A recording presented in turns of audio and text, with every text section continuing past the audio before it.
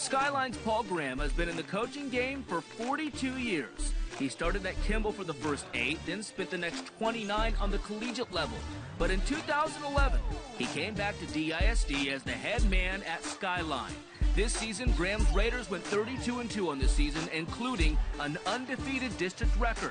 Skyline's defense held teams to under 50 points on the season thanks to Graham's old-school, no-nonsense approach. For his success this season at Skyline, Paul Graham is our Coach of the Year. And Coach Graham joins us now, and we got a good laugh, I got to say, because they must have thought you were Ron Washington with glasses. Well, I tell you, I don't know if that's me or not, but I'll take it. Well, congratulations. This is all yours.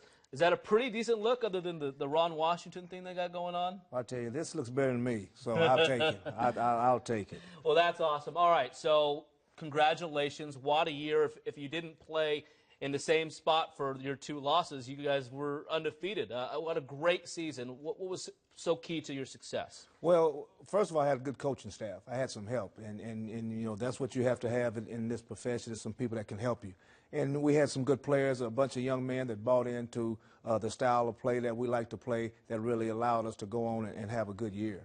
And when we went to Skyline games, it was one player that really caught our eye. It was over and over again, Marcus Garrett, your junior point guard. He'll be back next year with a couple more starters. What does Skyline look like in 2016-17?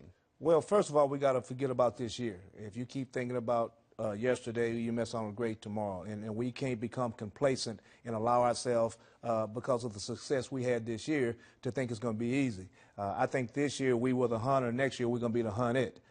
Marcus will be back, who's being recruited heavily by some of the major universities. But there's some other kids on that team that are really good, too. We have 3 starters coming back. We finished 32-2 and 14-0, and plus we're going into a new district. Right. So we got our work cut out for us, and we took this week off. We got spring break this week, but come Monday we'll get right back to work preparing for next year. Back to work, 0-0 at that point. That's right. Now, we mentioned 29 years on the coaching level. And that included a trip to the Final Four as an assistant coach on the 1995 Oklahoma State team. What's more stressful, recruiting high school kids or coaching them? Both. I'll tell you, recruiting is another animal, but coaching high school kids and getting them to believe in a system and to know that basketball is a team game. And it's 5-on-5, and understand that you have to be have to sacrifice some things and for the betterment of the whole team. That's the biggest problem you have. And the group we had this year really sacrificed a lot. They worked extremely hard, and they accepted their role. And that's the biggest problem you have with high school kids. On the collegiate level, everybody thinks they're going to go to the NBA. Right. So that's another animal. Well, congratulations for having such a great group of kids.